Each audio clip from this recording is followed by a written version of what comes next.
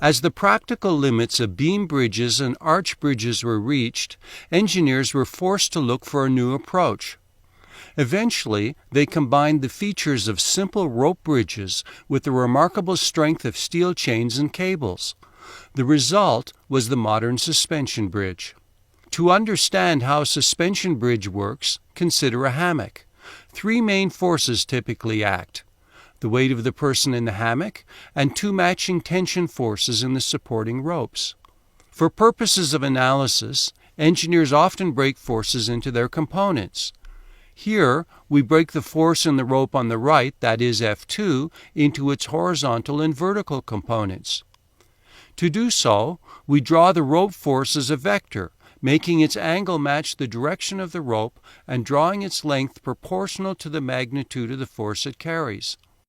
The first step in graphically resolving F2 into its components is to construct a right-angled triangle with horizontal and vertical edges and with F2 as its hypotenuse. One can show mathematically that the length of the horizontal edge of the resulting triangle is proportional to the horizontal component of the force F2. Similarly, the vertical edge of the triangle is proportional to the vertical force component. In this case, the horizontal component of the force is clearly much larger than the vertical one. We don't need to analyze the forces on the left side of the hammock in detail because they mirror those on the right. We can verify our graphical findings by building a model hammock. We can support the right end of the hammock using a single angled spring scale and directly measure the force F2. Alternatively, we can use vertical and horizontal scales in combination so as to mechanically resolve the force F2 into its horizontal and vertical components. It is then easy to see that the horizontal force is much larger than the vertical one, just as our graphical analysis predicted.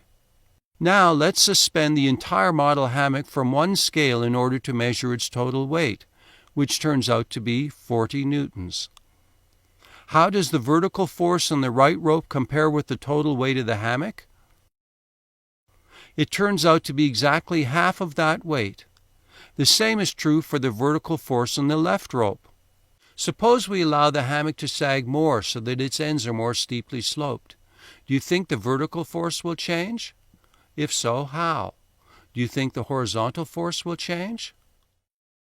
To answer these questions, we again use our model hammock. As you can see from this experiment, when there is more sag, the vertical force does not change. It still equals half of the total hammock weight. However, the horizontal component decreases significantly. A graphical analysis would have told us the same thing. Notice that the forces in the rope also decrease significantly when there is more sag in the hammock.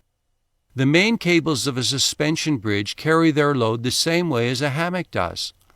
The forces in the bridge cables can be broken into vertical and horizontal components, just like the hammock forces. And if the bridge cables have a steeper slope at their ends, the cable tensions will be reduced, allowing a less expensive cable to be used. However, steeper cable angles require taller support towers, and they cost more money to build. The heights of the towers in real bridges are calculated so as to minimize the total bridge cost. The large horizontal forces produced by bridge cables have important design implications.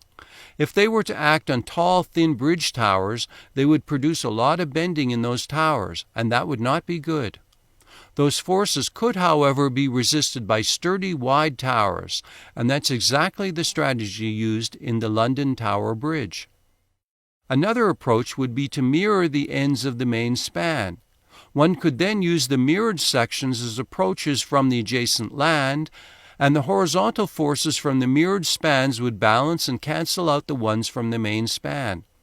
When this strategy is followed, thin towers like those seen on modern suspension bridges can be used.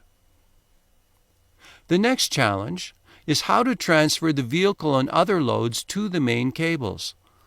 This load transfer is usually done using deck panels, and they are carried by beams running across the width of the bridge.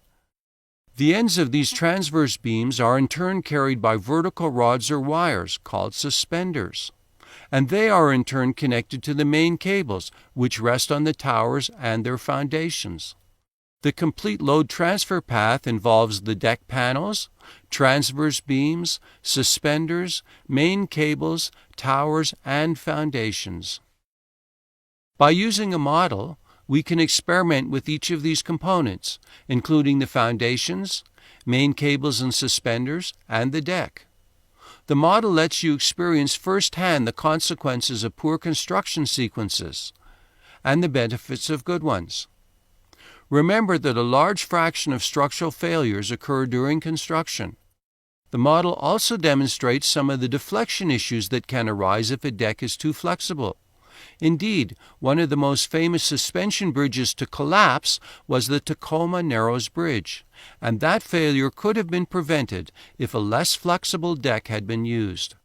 We can reduce the flexibility of the model deck by adding these panels, and doing so solves the excessive deflection problem.